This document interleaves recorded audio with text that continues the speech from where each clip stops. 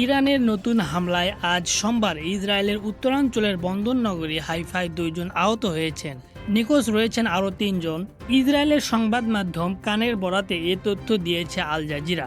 এইদিকে যুক্তরাজ্যের সামুদ্রিক নিরাপত্তা সংস্থা আমব্রে জানিয়েছে, হাইফা বন্দরের নিকটবর্তী বিদ্যুৎ কেন্দ্রটিতে আগুন জ্বলতে দেখা গেছে।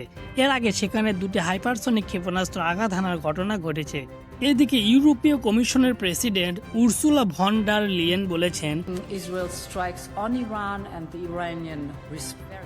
প্রশ্নোত্তীতভাবে ইরানের কাছে পারমাণবিক অস্ত্র থাকা উচিত নয়। টেলিফোনে আলাপ করার সময় ইসরায়েলের প্রধানমন্ত্রী বেনিয়ামিন নেতানিয়াহুকেও এ কথা বলেছেন।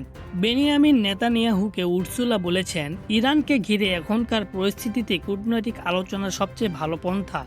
তবে তিনি নেতানিয়াহুর সঙ্গে ফোন আলাপে অবিলম্বে যুদ্ধবিরতির আহ্বান জানাননি।